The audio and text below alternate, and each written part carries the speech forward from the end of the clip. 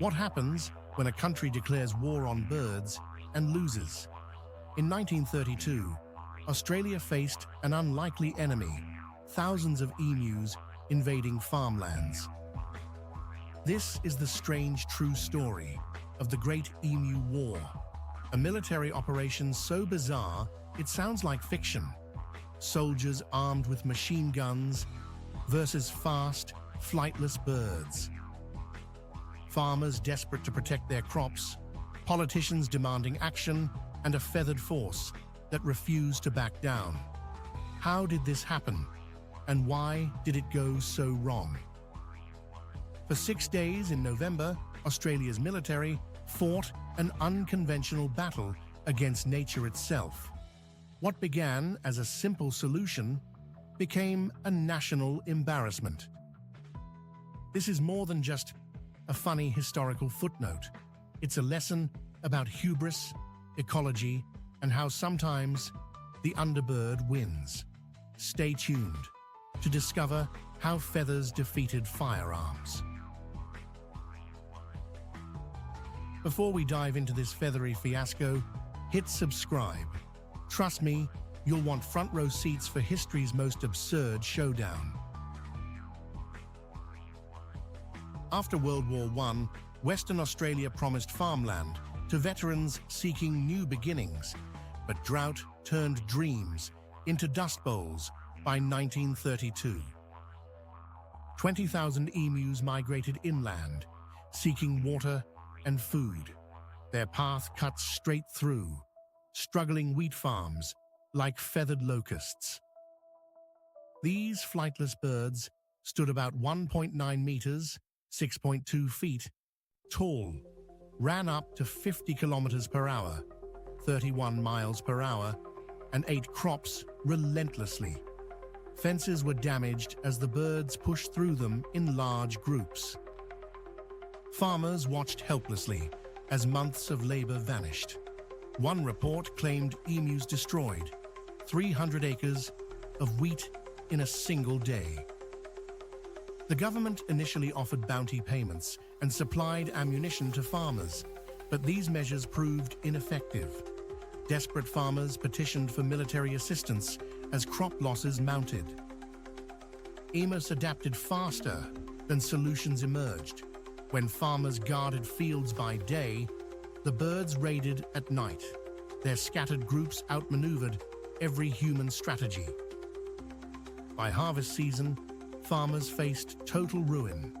The West Australian newspaper warned entire communities might collapse. Something drastic had to be done before the birds won.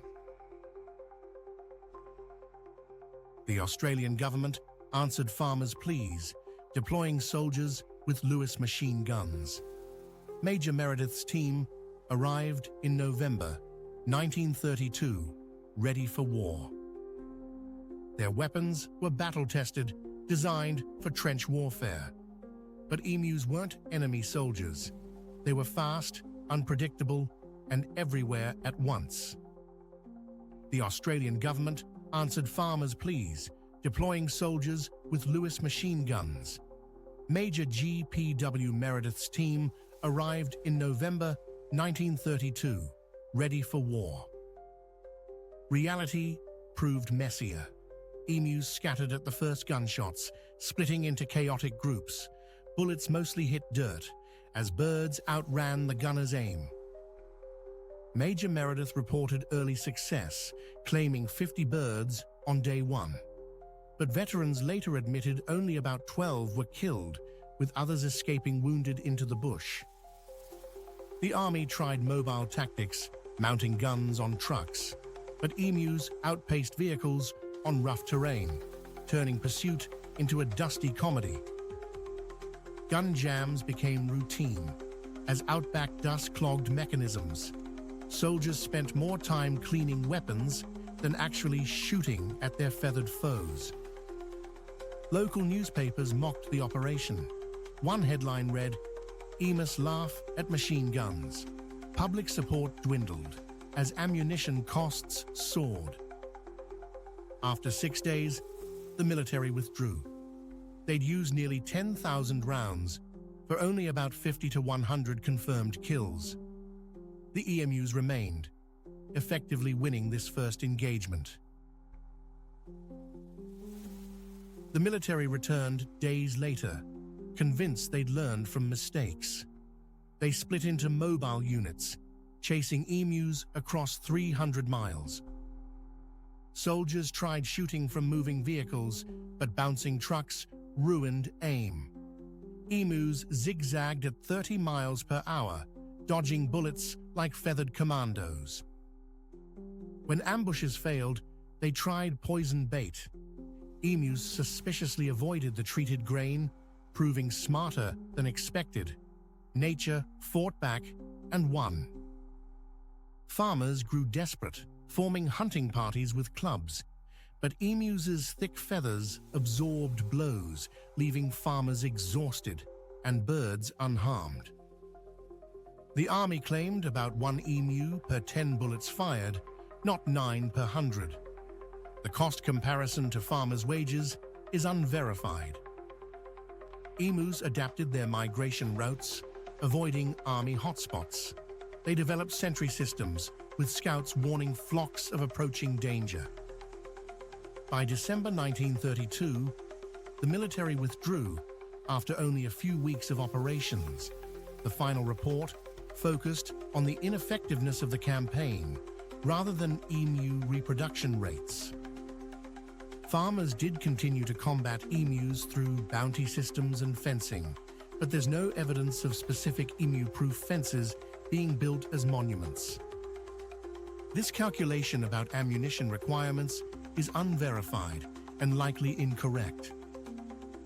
The current wild emu population in Australia is estimated at around 625,000 to 725,000, not 50,000. The military withdrew, but the emus kept winning. Within months, farmers begged for guns again. Bounties proved more effective than machine guns. Scientists discovered emus eat pests, improving soil quality. The ecological balance they disrupted took decades to restore. Australia learned expensive lessons. New emu-proof fences stretched thousands of miles, paid for by farmers, not taxpayers. The war became global comedy. From memes to documentaries, humanity still laughs at its own hubris. The emus are not featured on Western Australia's coat of arms. They appear on the Australian coat of arms alongside kangaroos. Next time you see birds, remember, sometimes survival looks like outrunning machine guns. Nature writes the best punchlines. If you enjoyed watching Australia lose to birds, subscribe. Emus might check our subscribe account next, and we need backup. Thanks for watching, and stay curious.